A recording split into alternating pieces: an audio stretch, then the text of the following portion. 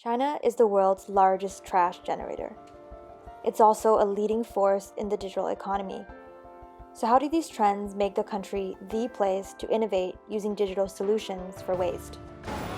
Hi, I'm Angela, and as a part of the Global Shaper Improve project, we're here this week in Shanghai to find out. As China's financial capital, Shanghai is the face of urban China. Rapid economic growth and increased consumption have led to more waste for the city. At the same time, this is one of the most convenient places to live. You can do everything and anything on your phone. Here we're taking the subway and we load our pass using WeChat Pay. Then we come to a restaurant. We scan for the menu using the QR code. Our neighbors already pick what they want and paid on WeChat. Now we're at Alibaba's grocery store, Hema, where we pay using our phone and start enjoying some chilled Chardonnay in no time. But what about trash? How can technology and data help with the unsexy, unattractive topic of trash? Let's start with the opposite, food. The food culture is huge in China, and everyone loves a buffet. We follow the chefs at the Radisson Blu into the kitchen to see how they use a solution called Winnow to fight food waste.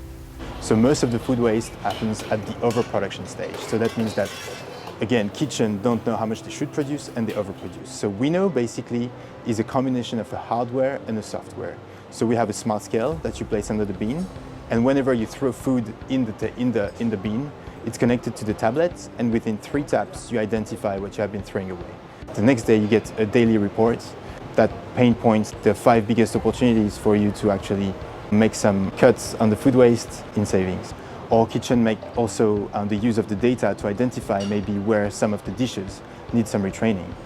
We had this chef one day who told us that he had so much waste of roast chicken, and he wasn't sure why, because everybody loves roast chicken. So one day he sat down at the lunch, got some roast chicken, and he said, "Wow, this is really bad. I can't eat that." So he retrained his staff, and that's where also like the use of Winnow can basically bond people together to be more creative, better in the kitchen. So that's what it comes down to, roast chicken. Or in this case, roast turkey, as we are visiting on the night the chefs are preparing for the Thanksgiving dinner. There is a lot of access in our world, and with this, at least I try to monitor and educate the people that I'm working with here. I learned that head chef Peter was the reason why Winnow was adopted, and the digital platform would not have worked without his human leadership. But what about less fancier folks? How do everyday residents in the city use their favorite WeChat app to fight waste? To find out, we come to the Urban Design Festival in Shanghai and talk to an expert about the design of smart trash bins. One key thing we need to have sensors to know what's going on. If you have no sensors, you have no data. If you have no data, you cannot control anything. And the second thing would be, of course, a way to send the data to a platform and record them and then do some modeling and other things. Fourth industrial revolution for waste. Almost sounds too good to be true. But we found in several neighborhoods in Shanghai a startup that's doing exactly that. Xiaohuanggou, or Little Yellow Dog, is a venture-backed startup encouraging residents to segregate and recycle their waste by rewarding their behaviors with cash straight into their e-wallets. 之前嘛，我们垃圾桶就是也不怎么分类的，居民跑过来随便乱丢，干湿垃圾不管丢在哪个桶里面，丢进去就行了。那这样对垃圾处理嘛，也得造成很大的困扰。Mixed waste streams is one of the main reasons why waste can create more value. So why not outsource the cost of manually sorting to willing residents? While we were filming, a mom in the neighborhood came to use the machines. She had several things to recycle: plastic bottles, glass. She even managed to recycle a pan she didn't want anymore. After all that, in the end, she received 0.88 RMB. At least it was a lucky number. We talked to community organizer Zhou Chun about her waste management initiatives. She shows us another government project called Green Account, which gives RFID tags for residents to throw garbage and collect points which can be exchanged for household items. Zhou Chun says she likes the Xiaohuanggou system because of the gamification aspect of it. 进来的前面1个月，你每天什么时候都能看到居民们，就是都50、60岁、70、80岁的老人了，自己在那边教自己智能手机怎么用。That's also what we saw. The Xiaohongguo managers were crowded by elderly residents who were curious about the machines. Nearby, we met some volunteer residents helping the community with organic waste.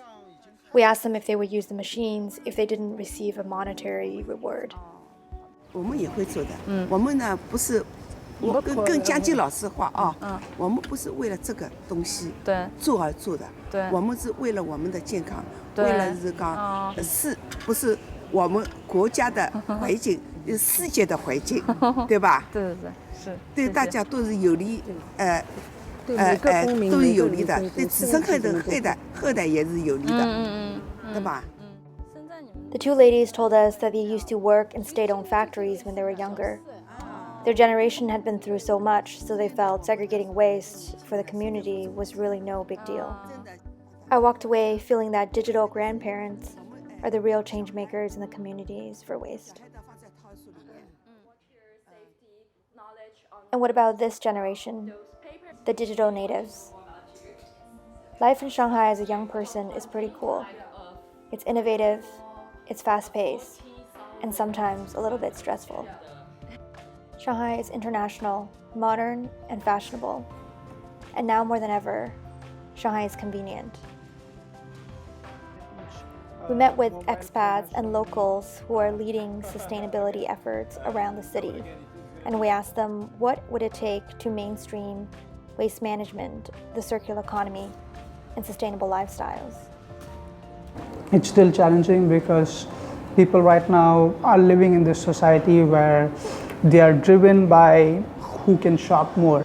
If we can make being sustainable as easy, as cheap, and as convenient as these waste generating services, then I think it would definitely be a hit. It's not like I want to pollute the planet on purpose, it's just that I want convenience at its best.